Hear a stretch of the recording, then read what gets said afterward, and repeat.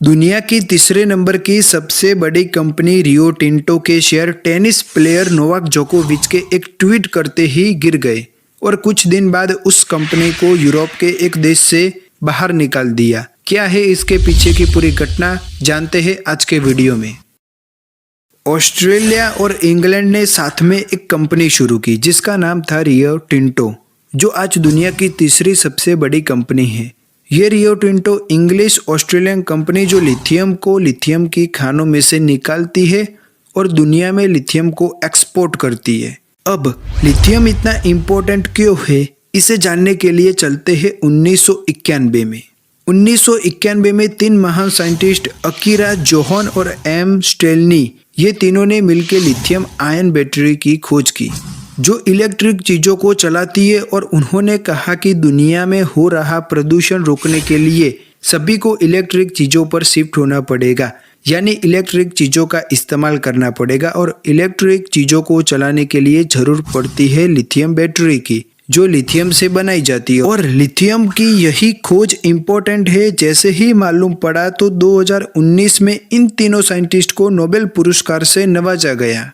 यह बात जैसे ही दुनिया को पता चली कि आने वाला समय इलेक्ट्रिक का हो जाएगा तो दुनिया जोरों दोरों से निकल पड़ी लिथियम की खोज में। और रियो टिंटो कंपनी जो लिथियम पे काम कर रही थी, तो उसको पता चला कि यूरोप का एक देश सर्बिया, जिसमें लिथियम की खानें भरपूर मात्रा में पाई जाती है, तो रियो टिंटो ने सर्बिया की सरकार को कहा, हम आपके देश में $1 बिलियन का इन्वेस्टमेंट करेंगे और दुनिया में लिथियम को एक्सपोर्ट करेंगे। जिससे इसी बात पर सर्बिया सरकार ने रियो टिंटो के साथ हाथ मिला दिया, जिससे 2004 से रियो टिंटो कंपनी लगातार सर्बिया से लिथियम निकाल रही है। ऐसे ही कुछ साल बाद लोगों को लगने लगा कि लिथियम खानों में से निकालने की वजह से पर्यावरण बिगड़ रहा है, और जहां पर खाने यानी माइंस होती है वहां पर पर्यावरण सबसे ज्यादा बिगड़ता है, जिसके खिलाफ लोगों ने मोर्चे निकाले, सड़कों पर उतर आए और कहा कि रियो टिंटो को सर्बिया से बाहर निकालिए।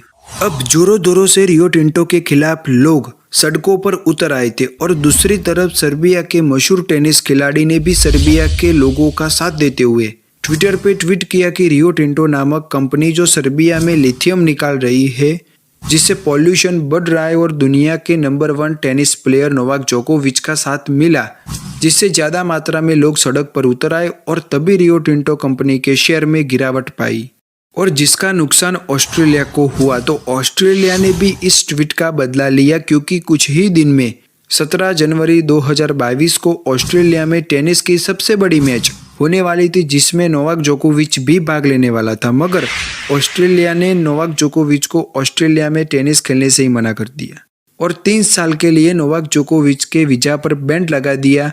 लेकिन नोवाक जोकोविच ने इसके खिलाफ केस भी किया, मगर वो हार गया और उसे ऑस्ट्रेलिया से खाली हाथ वापस जाना पड़ा। अब ऑस्ट्रेलिया की सरकार ने खेली राजनीति की वजह से वहां के लोगों में और ज्यादा आक्रोश भरा, और लोग बहुत ज्यादा मात्रा में रियो टिंटो के खिलाफ सड़कों पर उतर आए। और सर्बिया के लोगों की मांग थी कि सर्बिया में से रियो टिंटो को निकाल दीजिए और पर्यावरण को बचा लीजिए। स्टॉप रियो टिंटोस माइन डिस्ट्रॉइंग सर्बियास नेचर। सर्बिया के लोगों का प्रोटेस्ट, और दूसरी तरफ चाइना ने भी सर्बिया पर दबाव डाला, जिसे सर्बिया के प्राइम मिनिस्टर ने आकर अनाउंस कर दिया कि रियो टिंटो को सर्बिया से बाहर निकाल दिया जाएगा।